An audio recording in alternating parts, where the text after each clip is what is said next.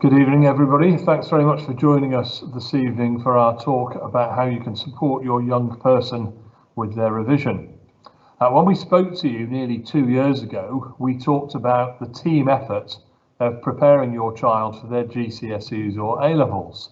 It's gone incredibly quickly, but we are now rapidly approaching the point where we've done all that we can as a school to get your child ready for their final assessments. We recognise that your households are potentially going to be dealing with heightened stress levels over the next few months. Stress is part of life, and it is an inevitable part of the process of taking exams. If your child wasn't anxious, this would be cause for concern because it would suggest that they don't care about their exams and the outcomes, and this clearly isn't the case.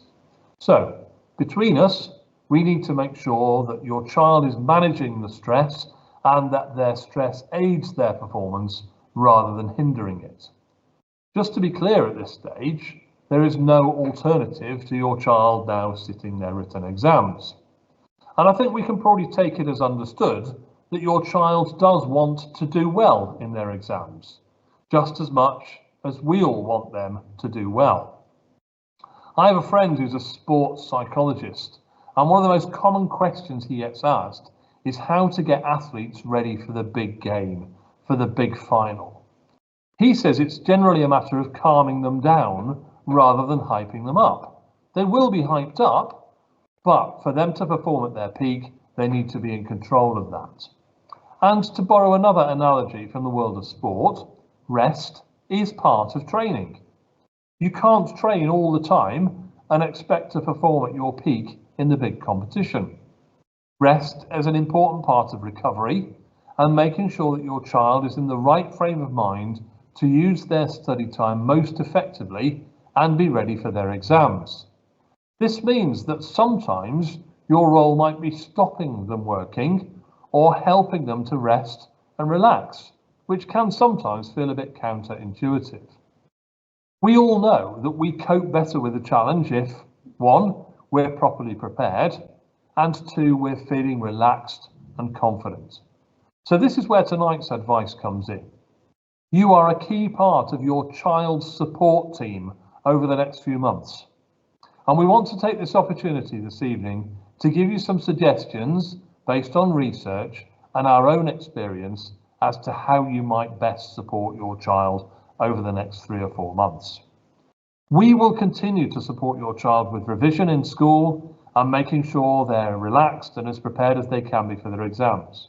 Hopefully, there will be some pointers that you can pick up from this evening to help you feel more confident about your role here too. And we all wish everyone every success in their exams, and we look forward to celebrating their results with them in August.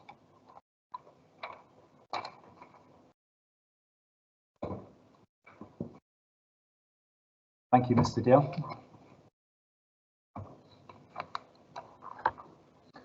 So for those of you who don't know me, I'm Mr. Pitt, as well as having the pleasure of teaching some of your sons and daughters for history and sociology in year 11 and year 13, and it is a genuine pleasure.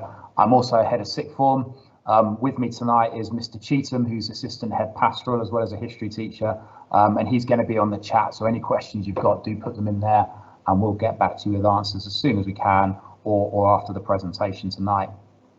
So the main purpose of the presentation tonight really is to talk to you about what you can do to support your son or daughter in terms of their revision, because you can take a horse to water, but you can't make it revise for a set of high stakes exams in the summer. I know my children are 12 and 14 now, so exams are coming up on the horizon for them. They're already very much resistant to my wisdom. So I know it's hard to get these messages across to the young people, but as I say, hopefully there'll be something that you can take from the presentation tonight to help you in that preparation. I'm going to turn the camera off now so we can focus in on the slides.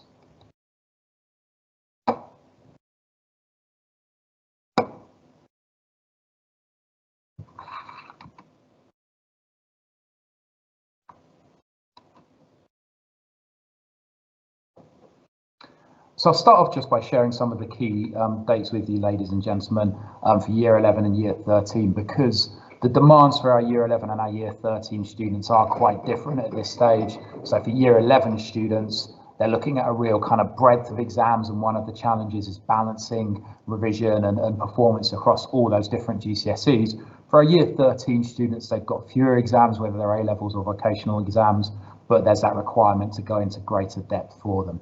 So in terms of the schedule coming forward, for Year 11, their GCSE exams begin on the 9th of May. We have a half-term period in the middle of the exam period from the 25th of May to the 2nd of June when they won't have any exams. Exams then resume and end on the 19th of June. And have a session of taster sessions in school from the 19th to the 21st of June. So those are for students that are planning on coming back to King David. For sixth form, that's an opportunity to get a bit of an introduction into those subjects. And the GCSE results day is the 22nd of August. I should say, ladies and gents, I will share all of these dates with you afterwards. In fact, they're all on the information sheet that came out with the invitation today. Year 13 study leave begins on the 10th of May, so their last day of formal lessons is Thursday the 9th of May. We have said to them teachers in some subjects may still require them to attend lessons after that date, and they are expected to attend if that's necessary. Their exams then start on Monday the 13th of May. I'll put A-levels, but obviously there's vocational exams in there as well. There's a half-term break, the 25th of May to the 2nd of June. 21st of June is when the A-level exams end, and the results day in the summer for our Year 13 students is the 15th of August.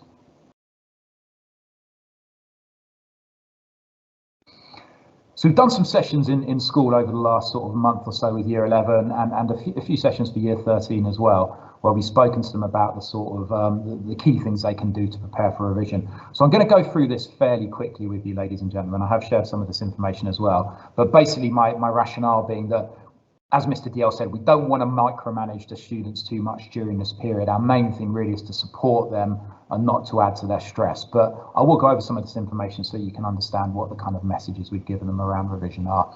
So we spoke to the students in Year 11 sort of a few weeks ago now about their revision environment, so trying to have a nice clear desk if possible, ideally well lit, needing to be warm but not too warm so they don't fall asleep. So having a nice kind of area to revise in being quite important for the students.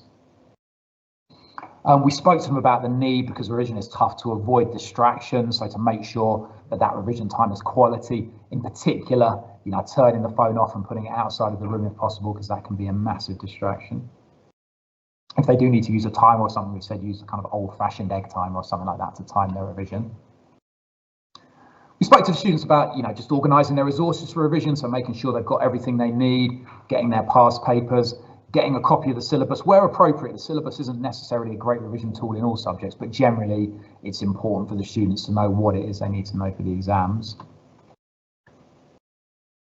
And we spoke to them a little bit as well, just about, sort of habits. So trying to keep some exercise going or getting into the habit of exercise. It might even just be, you going out for a walk with them. Trying to keep activities and social life going within limits. Okay, so, it's important to have a bit of a social life, but we don't want them to be going on sort of big nights out, particularly once they get into the exam period, but having a bit of a social life continuing, particularly for the Year 13 students, but it would apply to some of Year 11s as well. If they have got part-time employment, looking to cut that right back during the exam period, because obviously losing a bit of money now is in the longer term going to lead to benefits. So those are the kind of areas we spoke to with the students about getting prepared for revision.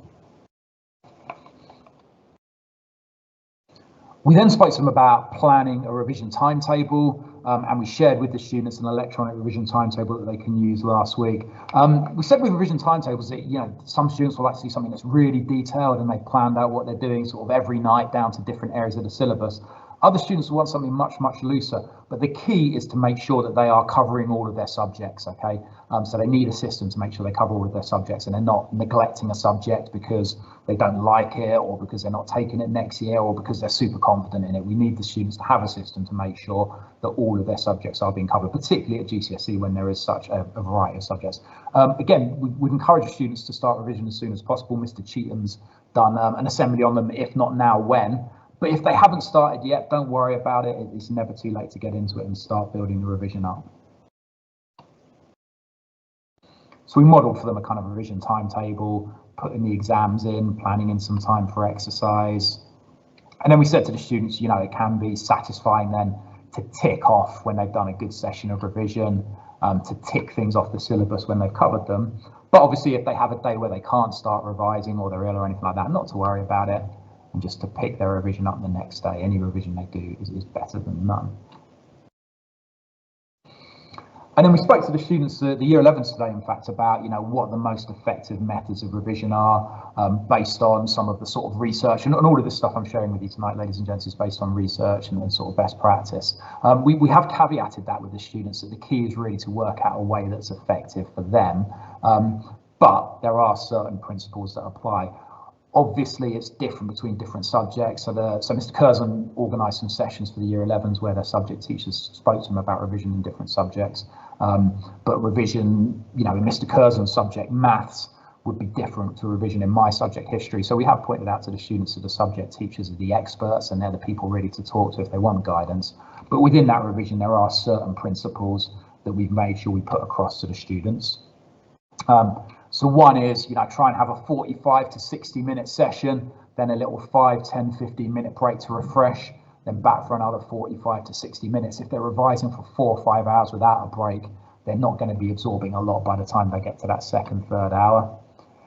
We said to them that they might want to get someone to hold them accountable for their revision. Okay, so they may enlist you to sort of, check that they're revising what they've said they're going to revise on a particular day. But they may find that that's just something that adds to the stress of them as well. So we said to the students, if that's useful to have someone holding you accountable, then that's great. But if that's going to be something that's a source of stress, we don't want to force that accountability onto them. And we spoke about kind of rewarding yourself after a good revision session. So say you've done your 45 to 60 minutes, having a little cup of tea, taking that cup of tea away from the revision as well. Don't take it back up to the revision. Take a little 5, 10, 15 minute break to switch off, maybe kick a ball around in the garden, and then come back to your revision again. And we spoke to the students about the importance of sleep. So 1 hour before bed, start winding down, put the revision away, a bit of a digital detox so they can then get themselves a good night's sleep, because that sleep's really important in reinforcing what they've learned. We're trying to discourage them from those sort of late nights where they're staying up late into the night, and then they're sort of shattered the next day.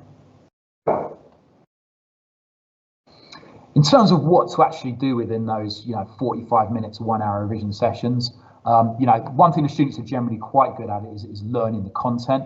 We've tried to talk to them about what some of the more effective methods of learning the content are and what some of the less effective things are. So students will quite often spend lots of time doing things like making notes or highlighting or rereading stuff, and that's not hugely effective in terms of memorizing material. We'll have students that will say, it's March and I've still not started my revision notes and they're going to take me 2-3 months. So we've tried to guide them away from that and guide them towards those revision strategies that are going to make them think about the material, okay, rather than just sort of reading over things. And I like this quote, memory is a residue of thought, which comes from the cognitive scientist Daniel Willingham. The best methods of learning content are the things that are going to make you think about the knowledge, think about the material. So things like testing yourself with revision cards, okay, or trying to explain something to someone else. But really the key message we've given to the students, I think, in terms of revision is that they need to build some practice into that revision. They can't just spend all of the time learning the material. There's got to be practice as a part of it. So they've got to be building in time to do past papers from memory, practice planning questions from memory, all of those kind of things that sometimes students avoid because it's a little bit harder cognitively than it is to just sort of read over a revision guide. But we're really trying to push them to include some practice, particularly as they get closer to the exams. So the closer they get to the exams, the more in their revision we want them to be, attempting questions from memory and time conditions and really training for those exams. And then we've added in with the 11s and 13s a stage of review that quite often they overlook. So this is after I've done my practice, so after I've had a go at my exam paper or I've practiced planning a question from memory and history, I then review it. So it might be I go back to my textbook and I see what I've left out, or I get a mark scheme and I mark it, or I hand the work into a teacher for them to give me feedback. So we've tried to remind them as well of using this review stage. But I think if there's one thing to take into the revision for the students, it's that we want them to be sort of practicing from memory as part of that revision. As I say, that's a whistle-step tour of what we've been talking to the students about in revision. This is really the sort of crux of tonight, how you can support your son or daughter as a parent in their revision. We know in the school we're really lucky because we've got a uniquely involved and supportive parental community, and we know as well that you're very much the expert on your child. As I mentioned, I've not had the pleasure of parenting a 15-year-old, a 16-year-old, let alone a 17 or an 18-year-old yet. But we're going to look at some of the principles of best practice. But as we said to the children, really, what matters is working out a way that works for you in terms of supporting them. But it's likely to be, quite a challenging time for you, maybe in the next 2-3 months as your son or daughter goes through the exams. So your role's probably going to be a number of things. Partly you're going to be there as a counsellor, a shoulder to lean on for your son or daughter. Part of it is just a kind of hotel room to get them rested. Part of your role is going to be as a restaurant, so feeding and watering them. Personal assistant, so helping them get organised for all of those exams. Bit of an emotional punch bag at times. And also you're going to probably need to do a bit of cheerleading when they're feeling down. But really the key message, I'd say, feeding through this for you to take away, ladies and gents, and I think it echoes what Mr. Dale was saying, is that it's important that you're not policing them during the revision period. You're being a support to them. So if you're like me, I'm a pretty shocking helicopter parent, and I know I need to try and avoid this, and I'm getting involved too much. We want to try and avoid that temptation to get too involved with the students. We don't want to police them. We want to be there as a support to them. We don't want to add to their stress if we can avoid it. So however much we want our children to do well, we've got to know when to leave them to it. Studying is important, but we don't want to add to that extra stress by what they would perceive us to be hassling them. We've got to give them the space to find their flow, let the revision seep in. We don't want to fire barrages of questions at them over their study progress, okay? And I think that's probably, the key message, really. They are going to be stressed, and a bit of stress is good for them, again, like Mr. Dale said, they need that bit of stress to perform in exams, to focus during revision. But we need to be there, or you need to be there to support them if that stress is getting too much to them. I'd say try to stay calm and not get stressed yourself. You may well find it stressful, but we don't want to fuel that stress. We don't want to add to that stress for the students. We want to be there to be available to them, but not add to that stress. You may have to bite your lip. There may be more rows in the coming months. So make sure you're there as a ready shoulder if they need to talk or if they need to raise concerns. If they're feeling that strain right before an exam, they may well take it out on you. Just try to bite your lip, ladies and gentlemen. You can deal with your feelings on another day. Best to let it go and just try and allow them to focus on the exams. And try to help them avoid catastrophizing. We'll see a lot in the run-up to exams and actually during the exam period where students will be panicking and feeling like they're not going to do well. So try to talk to them about where they've been successful in the past. Try and talk to them about what's the worst thing that can happen. Try and keep a sense of perspective because, it's not the end of the world if an exam doesn't go brilliantly. You're proud of them no matter what they do. The exams aren't the be all and end all. So we want to try and keep them grounded, avoid that catastrophization, if that's a word. Having said all of that, you are the expert on your son or daughter. So if you feel the stress they're experiencing is affecting them, beyond what might be normal during the exam period, then as always, do please get in contact with us and we'll do what we can to support them. And I'll close the presentation with some of the key people in school that you can talk to. So that restaurant role during the exam period, try and make sure they're eating and drinking regularly, that they're staying hydrated, that they're getting that water in. Good breakfast, really important. Apparently snacks that contain plenty of omega-3 such as oily fish help with concentration. Any food packed with antioxidants is also meant to aid concentration. So, fruit, berries, things like that. Bananas can be great. They've got dopamine, which can boost motivation and concentration. But the key thing is just to make sure that they are eating, they're not kind of skipping meals, and particularly that morning meal before exams. We mentioned the hotel role, and we mentioned this before as well. Try and make sure they're sleeping. So the recommended sleep for a teenager is 8 to 10 hours. I imagine that's pretty ambitious, but we do want them to make sure that they're getting a good night's sleep. So some time to wind down before they go to bed. We want to discourage those late nights where they're staying up cramming. That's not going to be good for them in the longer term. Get them into a nice bedtime routine and a wind down, because I imagine most of us has experienced that anxiety and the fact that anxiety can be worse at night. So we want to try and get them out of the books and off the revision at a decent time so they can have a nice wind down before bedtime.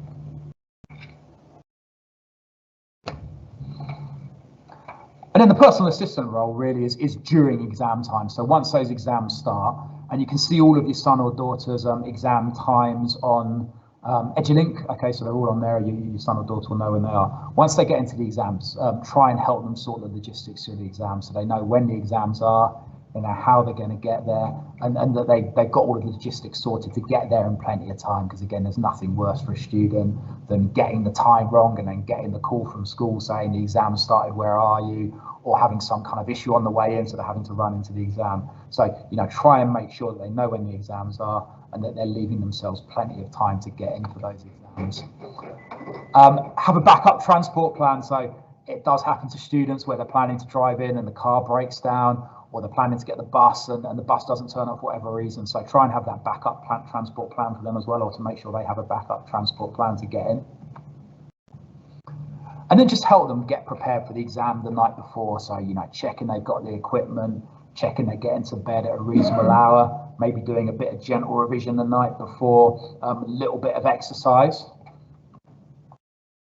Setting an alarm in the morning for them, setting a backup alarm as well, so they make sure they're getting up in plenty of time. And again, the importance of the breakfast. Okay, so encourage the students to get themselves a decent breakfast in the morning, particularly if they've got a big day of exams. I know some students, or most students, will probably have a couple of exams on some days, so good breakfast to get in. What about if they have a bad exam? So hopefully this won't be the case, but I imagine it will for a lot of the students, and I imagine most of us have been there. I certainly have, where we've had a bad exam and walked out of it feeling that we've really not done well. So how do we cope with that as parents? I think first of all, let them talk about it. There might be things they can learn from that exam. There might be an error of timing or something that they can learn from, but there may not be. And once they've talked about it, once they've kind of rationalised it, then park it and move on. We don't want to spend too long worrying about the exam. Okay, so if there's anything they can learn from it for a future exam, great, take that from it, but then talk about it and move on. That's the counsellor role. And again, that C word, help them avoid catastrophizing. Okay, so if they haven't done well in the exam, it's not the end of the world. Plenty of people have a bad exam and do very well overall. Plenty of people don't do that well in their exams and have massively successful lives. There are plenty of options that don't rely on getting top grades in 10 years' time. A lot of people won't care about how you got on your exams when you're younger. You're not defined by your exam results. You're proud of them no matter what they do. All of these kind of messages are important to get across to the students. Of course, we want them to do well, okay? But we don't want them to feel that they're defined by their exams. That's where the cheerleading role comes in, ladies and gents.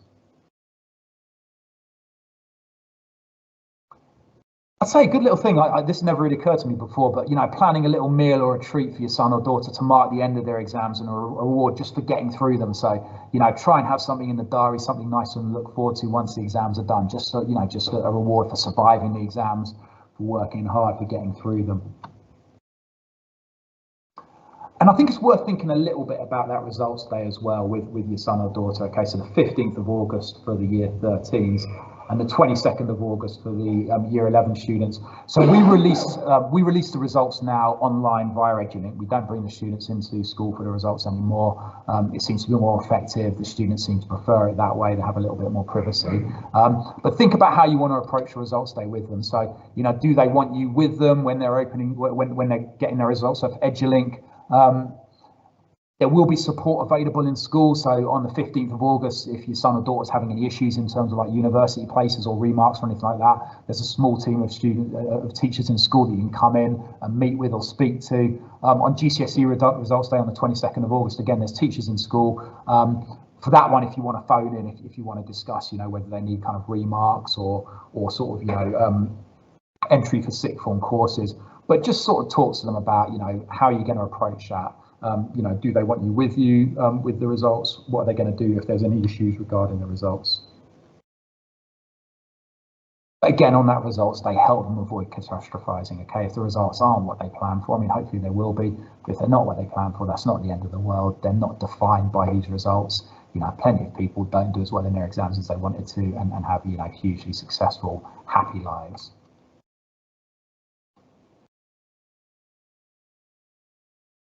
I just wanted to close, ladies and gentlemen, just by talking to you a little bit about, or remind you really of what support is available in school if your son or daughter, does need it, or if there's someone you need to talk to about a particular concern you have. As I said, it is natural for students to be stressed in this period, and in fact they need that stress. That stress is good for them in terms of revision, in terms of exams. But if the stress is going too far, or if there are particular concerns that you have, who do you talk to? So your first port of call really for your son or daughter is their form tutor, but also in terms of the pastoral system, there's a head of year, so that's Mr. Curzon for year 11s, Mr. Sleeman for year 13, there's me as the head of sixth form, there are the pastoral teams and the tutors within Yavna boys and Yavna girls, so Rabbi Cohen, Mr. Leventhal, Miss Burberry, Mrs. Wolfe. The SENCO, so if there are specific issues for students with special educational needs or disabilities, Mrs. Morrissey is our new SENCO this year, so she's the person to talk to about that. Subject-specific advice and support. So if your son or daughter has a particular question about revision or exams in a particular subject, the subject teacher is the expert there and or the head of department. So they're the people to talk to about, a particular, what's the best way to revise for religious studies or whatever it might be. Queries about exams. So Mrs. Burton is our excellent exams officer. So she's the person to talk to about logistics for exams, access arrangements, all of those kind of things. And I'm sure you're aware, but if there's any additional support that you need, any member of staff can support your son or daughter, but the safeguarding team, so Mr. Cheatham, who's with me here, as well as Assistant Head Pastoral, is a designated safeguarding lead, and Mrs. Brown is the Deputy Designated Safeguarding Lead. So they're also people that the students can go to if they feel like they're really struggling. I hope you found that useful, ladies and gentlemen, and there's something you can take for that. As I say, all of the key points are in the information sheet that we sent around today. We will circulate a recording of this once we've got uploaded. It might take us a few days to do that as well if you missed any of it. But if you have any questions, ladies and gentlemen, do feel free to put them into the chat now and we'll see if we can answer them. Or alternatively, feel free to email them to either Mr. Cheatham or me. Our email addresses are at the bottom there. I hope you found that useful, ladies and gentlemen. Thank you.